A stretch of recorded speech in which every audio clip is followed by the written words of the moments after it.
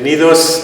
En esta ocasión tengo el gusto, el honor, la suerte de estar con Arturo Ríos para este programa Entre Monstruos. Así que bienvenido, Arturo, muchas gracias. Al contrario, Gabriel, muchas placer. Y bueno, va la primera pregunta. ¿Cómo surge tu vocación artística? Pues me encontré con el teatro, con la profesión, digamos, por azar. Ya me gustaba el teatro porque mi mamá era aficionada. Íbamos a ver obras de Manolo Fábregas y ese tipo de cosas que a ella le gustaban mucho. Y a mí me gustaron también. De chico vi unos títeres en una carpita que llevaban a las colonias, porque pasó por mi colonia, que es la colonia San Álvaro, ahí en Azcapotzalco. Y me encantó esa experiencia de meterme a ese lugar oscuro, donde había unos titeritos en un escenario. Después, ocasionalmente, a la primaria donde estaba, llevaron unos títeres de estos de mano, de guante, también me gustaron mucho, pero en realidad, como se me apareció la vocación de actor o del teatro, es que yo me metí a trabajar a la Comisión Federal de Electricidad, y trabajando allí tenían un grupo de aficionados, y yo sacaba copias fotostáticas. Entonces llegó el director de ese grupo un día a sacar una copia de un libreto, y así se me hizo extrañísimo ver un libreto de teatro. En mi vida había visto uno, y me invitó a participar en ese grupo, y de ahí le agarré el gusto. Ya luego me metí a una escuela y hasta la fecha. Qué bien. Quiere decir que de alguna manera el teatro te fue eligiendo y te fue siguiendo. Sí, ¿no? Exacto, ya por ahí andaba rondando, nada más que yo no me había dado cuenta. Okay. Me gustaba la cuestión artística, pero pues ya sabes, ¿no? Los papás y uno mismo. Al principio yo quería ser ingeniero, después mis papás querían que estudiara contabilidad, y pues no. Era el teatro, pero tardé en darme cuenta, pero por ahí, como dices, por ahí andaba. ¿Cuál es tu formación, Arturo? Bueno, yo estudié hasta vocacional. Vino justo el 68, cuando la vocacional. Y estaba estudiando, como te digo, ingeniería, y no me gustaba. Curiosamente, la única materia que saqué 9 fue en literatura. En las otras saqué 6, 7, 6.5, así, ¿no? Pero vino el 68, entonces yo ya no quise regresar a esa escuela y me metí a trabajar aquí a la Comisión Federal de Electricidad. Luego me preparé, entré al Andrés Soler, Instituto Andrés Soler, que es una escuela que depende de la Asociación Nacional de Actores. Y ahí ya salía uno como miembro meritorio del sindicato. Entonces, saliendo de ahí, pues ya pertenecía uno al sindicato, fui y me inscribí en el sindicato, y ahí justamente pasó algo también totalmente aleatorio, que fue que vino un movimiento de lucha adentro del sindicato, justo en el 77, que fue cuando yo tenía 2 años de haber salido de la escuela y me fui a inscribir. Y hubo una escisión de miembros del sindicato. Al principio éramos muchos, como 2000 y pico, o 1000 y cacho, que se llamó el SAI. Tú debes de saber perfectamente, sí, incluso debes de haber andado por ahí, ¿no? En alguna que otra asamblea. Exacto.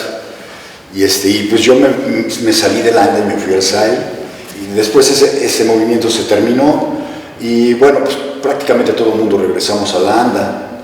Estudié teatro en la Andrés Soler con Luis Jimeno, el maestro Antonio González Caballero, un dramaturgo y gran maestro, que realmente fue quien me dio como bases técnicas y teóricas de lo que era la actuación, y un gusto muy particular por la creación, por la creatividad. Yo escribí ahí una obra de teatro, dirigí una obra de teatro y actuaba en la escuela, y así me fui formando, y pues prácticamente ya en la profesión. Con la Compañía Nacional de Teatro en 1977, entré a la compañía, esa antigua y primera compañía, y me formé ahí con mis maestros que dirigían la compañía y con actores que yo admiraba y había visto en la tele, ¿no? Y decía, yo ya estoy aquí con ellos, que creo que voy bien. Qué bien. Y después, pues ya sabes, uno se hace mucho en la práctica, creo, ¿no? Después me encontré, pues, luego con los actores estos que trabajé en la compañía, que eran unas chuchas coreras todos. Y ahí aprende uno mucho en la práctica, viéndolos trabajar. Aprendí de los técnicos, de estar metido adentro de un teatro, porque eran los teatros de la Unidad del Bosque. Entonces, pues subirme al telar, ese tipo de cosas, ¿no? Ver cómo iluminaban, cómo hacían la escenografía, cómo traían un coreógrafo, un maestro de música que nos pusiera canciones, en fin, todo ese tipo de cosas. Fue un gran aprendizaje.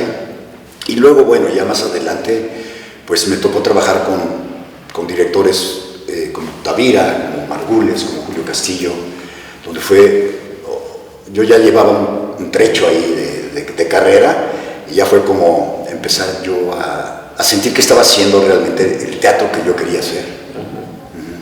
¿Y tienes tú una metodología propia? ¿Construiste tu metodología o le cambias según vas viendo? ¿Tienes esa disciplina? ¿Sí armaste tu metodología, no? Sí, me gusta el trabajo de análisis, ¿no? Así ahora sí que el ortodoxo de Stanislavskianamente hablando. ¿Sirvió el libro? Sí, sí me sirve. Luego con Tavira lo ratifiqué, porque Tavira es muy dado al análisis, ¿no? Tú lo conoces bien también. Le gusta mucho el trabajo de mesa, y eso a mí me gusta mucho. Siento que me da es como una herramienta para ir desentrañando lo que es la obra en sí, de qué habla la obra, de qué trata, preocuparse por indagar acerca del contexto de la obra, en dónde fue escrita, en qué época, todo ese tipo de cosas. Y luego ya prácticamente en la creación del personaje. ¿Qué detona tus decisiones artísticas? Por ejemplo, para aceptar un personaje, o ya que estás construyendo un personaje, algo dentro de ti te dices, por acá es muy racional, es muy a nivel emocional. ¿Cómo detonas? Los personajes que me han adjudicado, los que yo he escogido, tienen una resonancia, quizás se diría esa palabra, como que algo resuena, ¿no? Es una parte de intuición y otra parte de decir. Yo en lo personal, cuando me invitan a una obra, que no estoy dentro de un grupo y me llega un texto, siempre trato de que me resuene, de que digo, yo tengo algo que ver, qué interés me despierta, sobre todo, qué interés. Si me despierta un interés, ya sea por las características del personaje, o por el proyecto en sí, o por todo junto, siento que me interesa, y entonces digo, sí, me interesa, y veo si lo podemos llevar a cabo. Creo que los directores se han hecho una imagen de mí, o yo quizás he creado una imagen. Y le pasa a todos los actores, seguramente. Exacto, sí, exacto. Me acuerdo mucho de Davison, ¿no? Sí. Un ejemplo que todo el mundo conoce, como uno veía esos personajes, y todos eran personajes que le iban muy bien a Davison, porque pues, los directores sabían que él daba ese tipo de personajes. ¿Quiénes son tus referentes? Si tienes, si no. ¿Como de actores? Lo que quieras, para tu creación artística. Siempre me han gustado mucho los actores que les dicen como de carácter, ¿no? Aunque sea de mal carácter. Aunque sea de mal carácter. Sí, uno de los que me dio como un gran entusiasmo descubrirlo, y luego seguirlo y volverme un fan de él, y luego tuve la oportunidad de estar cerca de él en la Compañía Nacional, fue Carlos Ancira. Ese tipo de actor me gustaba mucho, ¿no? Y yo siempre decía, pues por ahí quiero ir, y trataba de imitarlos o de descubrir cosas en mí que pudieran dar ese tipo de... Y luego, pues directores, Julio Castillo fue el que... Ahora sí que el que me arrastró. Yo pasé junto a Julio Castillo y ¡bum!, esa corriente me llevó.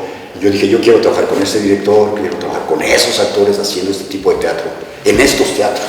Y así yo llegué un día al teatro universitario. ¿Eres riguroso o caótico? ¿O depende? Las dos cosas. Sí, las dos cosas. Creo que soy muy caótico y por lo tanto por eso trato de ser como riguroso, porque si no me disperso mucho. Entonces trato de ser riguroso para sentir que tengo el control, que a lo mejor es una ilusión que yo me hago que tengo el control, porque siempre pues, en una creación artística hay muchas cosas que intervienen, que uno no maneja, que no dependen de uno. Me dejo enloquecer, ¿no? Okay. Y pues ahora sí que ahí va y como salga. Okay. A veces funciona, a veces no. ¿Intuición o razón? ¿O muy estudiado? ¿O te apoyas mucho en la intuición? Me apoyo mucho en la intuición. De entrada, pues, a lo primero que le hago caso es a la intuición. Y ya después lo trato de ir aterrizando en cosas concretas, ¿no? Más racionales. Pero de entrada la intuición. Igual las cosas que me gustan así son, ¿no? de primera impresión. A veces apuntas, sí. Yo a veces apunto, es que tal idea, sí. ¿No? Sí. Para que no se me olvide. Pero es como para agarrarlo distraído, ¿no? Ajá, exacto. Ándale, ya encontré, ya estoy por dónde. A veces te concentras mucho y no entra la cosa, no aparece, ¿no? Y cuando estás como flojito y no pensando en eso, aparece. Y entonces sí me sucede que como, que platico con alguien, o X cosa, ¿no? El miedo, ¿tienes miedo? ¿Te mueve el miedo? ¿Te paraliza el miedo? ¿Qué pasa con el miedo? Sí paraliza. Sí te llega a paralizar. Muy al principio, que estaba yo muy verde, eran las primeras veces que me subía a un escenario, sentía tal responsabilidad, y además de estar trabajando pues, con figurones, ¿no? Me empezaban a enturbírseme las manos, fíjate, así, y entonces, pues poco a poco fui dominando eso, pero al principio se me entumían las manos de tanto miedo que me daba fallar, o X, que me sentía como que yo me estaba poniendo a prueba y todo el mundo me ponía a prueba.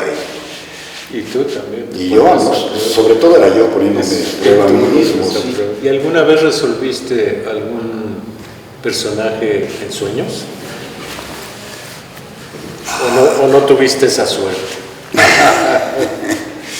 No recuerdo muy bien si lo resolví en sueños.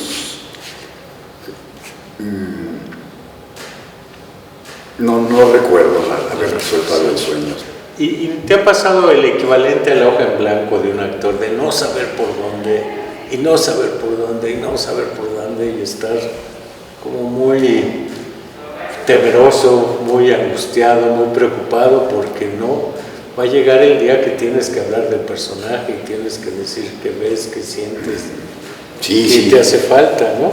Sí me ha preocupado, sí me ha sucedido y me ha preocupado mucho, ¿no? En donde no sabes nada, no sabes qué vas a decir. Angustia mucho esa situación. Me ha pasado es que a la larga empieza a suceder, ¿no? Entonces siento que es como un periodo del proceso en donde casi siempre sucede algo. Uno va faltan como un mes para el estreno y uno dice, en la torre no he encontrado el personaje, no sé de qué se trata, cómo le hago, por dónde le busco. Y a la larga acaba saliendo. Hay procesos en los que yo sí he sentido que de plano no le hallé. ¿Qué hace que alguien sea un artista para ti? Alguien que esté dispuesto a pasar a hambres. De entrada. De entrada. Si lo que quieres realmente es vivir y hacer lo que te gusta, sí tienes que renunciar a algunas cosas que quizás son fantasías de cómo te imaginabas tú que iba a ser tu futuro, porque imagínate que eres artista y piensas que lo que estás haciendo nada más es para pasar el tiempo, ¿no? En lo que se pasa la vida y ya.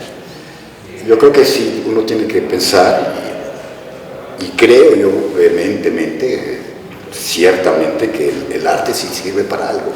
O sea, cuando el espectador viene y ve, creo que sí le mueve cosas y esas cosas son importantes. Y la única manera que tengo de expresar lo que sentí, que vi, es como wow. Porque así se revela el arte, siento. Cuando uno se planta enfrente del cuadro, enfrente de una pieza musical, y al final uno dice wow. Sí. Y te conectas con Ajá, eso. y fundamentalmente creo que es como algo que está en conexión con el espíritu de la persona, ¿no? ¿Y tú crees en los accidentes artísticos? Sí, creo que los accidentes pueden aportar cosas, ¿no? Y a veces aportan la resolución completa de algo. Sí. ¿Tú crees que qué te hubiera gustado ser? Me hubiera gustado ser bailarín de flamenco. ¿Es necesario el arte? Sí, claro. Sí, yo creo que sin arte el mundo sería algo muy difícil de vivir. La realidad es muy difícil, es dolorosa. Y creo que el arte aporta esa dimensión del sueño que los humanos necesitamos tener, ¿no? Creo que si los humanos no soñamos, nos morimos. Entonces, creo que el arte aporta esa dimensión del sueño revelador que es maravilloso y terrible al mismo tiempo, pero que es fascinante siempre. El apoyo al arte es de las cosas más importantes que debe de tener una sociedad para ser una sociedad plena, con una posibilidad óptima de desarrollo, sana. Y pues el arte tiene la característica de que al mismo tiempo que puede ser profundo, pues es divertido también. ¿Para qué sirve el teatro? Pues yo creo que el teatro es una ventana, ¿no? Una ventana donde uno viene a verse a sí mismo. Que uno viene justo buscando, o va al teatro buscando asomarse a esa ventana para que algo se revele. Y creo que el teatro es como ese escaparate donde viene el público y está puesta la ventana, que es el espectáculo, ¿no? Puede tener muchas formas, pues el teatro de frente o por un lado, pero ahí se abren pequeñas ventanas y se crea como un universo cerrado que se resuelve en sí mismo. Cuando falle el sistema de todas las computadoras del universo y se acaben y se apaguen y no quede nada, va a quedar la posibilidad de hacer teatro, porque el teatro no requiere de ningún medio ajeno a él. ¿Qué pasa con el teatro actualmente? ¿Cómo ves el teatro actualmente? ¿Qué piensas? Pues ha cambiado mucho de cuando yo empecé. Creo que para bien y para mal. Entonces sí, creo que yo no pienso que el teatro esté mal, pienso que se ha diversificado tanto. Antes pues existían las compañías de teatro comercial, las que presentaban un teatro como de vodevil, o las de un teatro más serio, y las de teatro hasta llegar a la carpa, digamos, ¿no? Ese era como el abanico que había de teatro, pero ahora digamos que por cada 2 o 3 actores y un director existe un grupo, ¿no? Entonces hay como 50 o 70 o 100 grupos haciendo teatro. Eso es padrísimo por un lado. Por otro, creo que se hacen cosas con poco rigor.